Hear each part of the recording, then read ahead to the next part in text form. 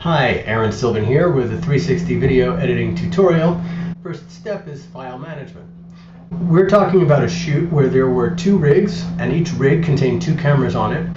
Let's have a look inside one of these folders, camera B. We've got a folder DCIM. Inside of that there's backup, index, and something with some strange numbers. This is folder number 100. The M designates that this is a movie folder.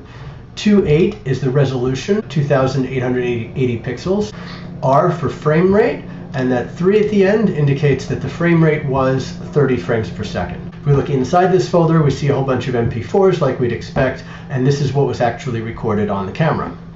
Now, let's have a look at camera A, and we're going to see something that looks very much the same.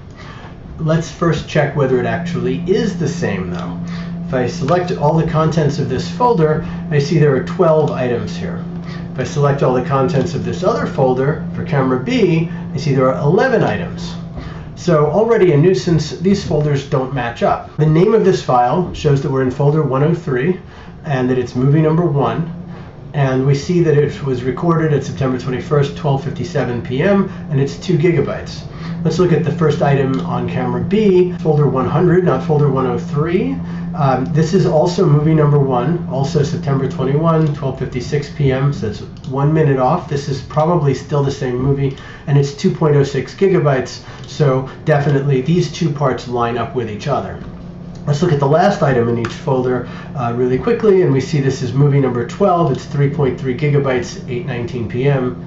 And here, even though the number is number 11, we see that it's also 8:19 p.m. and it's also 3.3 gigabytes. So somewhere in the middle, there's a file that doesn't belong. This was probably caused by the battery in one camera dying before the battery in the other, or it could be that the remote control didn't work right. So before doing any work with these videos, it's important to first figure out which of these files corresponds with which other ones. There's another point that's important here, which is that the Kodak SP360 4K has a file size limit of 4.27 gigabytes. And if you look in these folders, you'll see that several items have that exact size, 4.27 gigabytes. What happened in those cases is that the camera reached its limit and continued rolling, but it triggered the creation of a new file.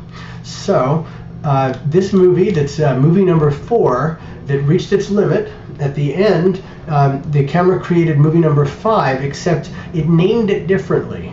So instead of folder 103 underscore 0005, which is what you would expect this to be called, it's 103 for the folder, and then instead of the underscore, it has the letter C to denote that it's a continuation of the previous movie, 005. So this movie that's number 4 is continued as movie number 5 over here. Totally strange, totally unique to Kodak, and it turns out they don't explain this anywhere in the instruction manual, so you just have to figure it out. This is part of what it means to work with brand new equipment, is that sometimes it just stinks. Take these two files, open them up in Premiere, and put them back to back. Don't change any compression settings, do not re-encode, and I would render a new file that has these movies 4 and 5 back to back with each other. And then do the stitching work. And there are two really important reasons for this. One is that stitching movie 4 and movie 5 is double work for you. Stitching takes time and energy, and there's no point in wasting it. But there's another more important reason, which is that if you stitch movie 4 and movie 5 by hand, right, you will have slightly different settings between those two pieces of work that you do.